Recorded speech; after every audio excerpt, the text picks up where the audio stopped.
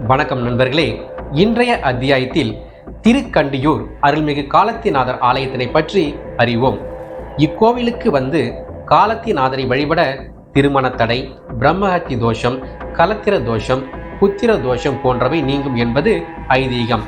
இந்த திருக்கண்டியூர் ஆனது அட்ட வீரட்ட தலங்களில் ஒன்றாகவும் சப்தஸ்தான தலங்களில் ஒன்றாகவும் புகழ்பெற்று விளங்குகின்றது.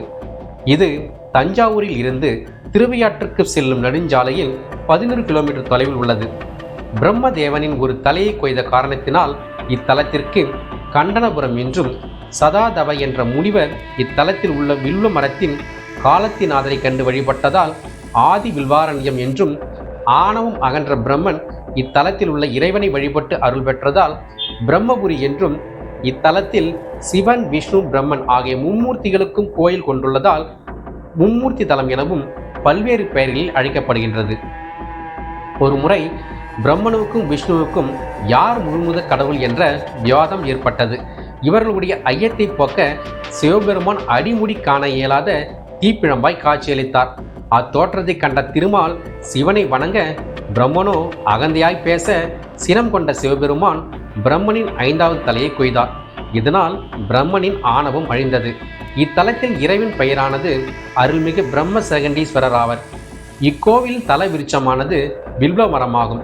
இந்த வில்வ மரமானது கைலையிலிருந்து வந்ததாக ஒரு வரலாறு உண்டு. அதற்கு காரணம் சதாதவ மகிரிஷி சிறந்த சிவபக்தர்.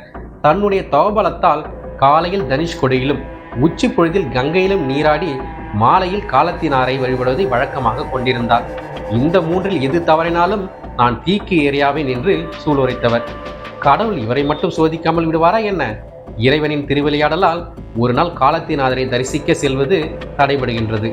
இதனால் தான் சூளுரைத்தபடி தன் உயிரை மாய்த்து கொள்ள அக்னி குண்டத்தை உருவாக்கினார்.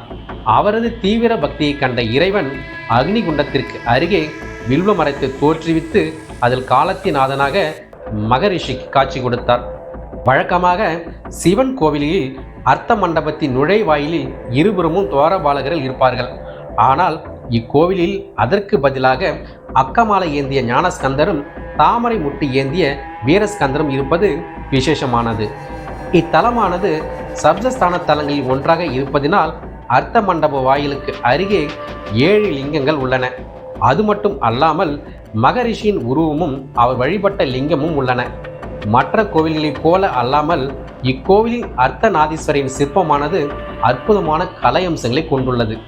மேலும் மற்ற கோவிலில் நின்ற கோலத்தில் இருக்கும் அர்த்தநாதீஸ்வரர் இந்த கோவிலில் மட்டும் ரிஷபத்தின் மேல் ஒரு கையை ஊன்றி அமர்ந்த கோலத்தில் காட்சியளிப்பது தனி சிறப்பு. ஆண் பாதியில் காலை தொங்கவிட்டு கொண்டும் ஒரு கரத்தில் மழு எழுந்திருக்க, பெண் பாதியில் புடவி அணிந்து காலை குத்திட்டு உட்கார்ந்து கொண்டு அதன் மீது மலர் ஏந்தும் கரத்தை ஊன்றி தலையை சற்று சாய்த்து கொடுக்கும் காட்சியானது நம்மை மெய்சிலிர்க்க வைக்கும். மற்றொரு அதிசயமாக இக்கோவிலானது சூரியன் பூஜித்த தலமாதலால் இக்கோவிலில் ஆண்டுதோறும் மாசி மாதம் 13, 14 மற்றும் 16ஆம் தேதிகளில் மாலையில் சுமார் 5:45 6:15 வரை சூரியனின் பொன்னிற கதிர்கள் கருவறையில் உள்ள சிவலிங்கத்தின் திருமேனியின் மீது தவழ்ந்து கண்களுக்கு படுவது கண்கொள்ளா காட்சியாகும். நன்றி நண்பர்களே. தஞ்சாவூர் அல்லது திருவையாறு செல்லும் பக்தர்கள் அவசியம் இந்த திருக்கண்டியூர் காலத்திநாதரை தரிசித்து சகல நன்மைகளையும் பெறுக.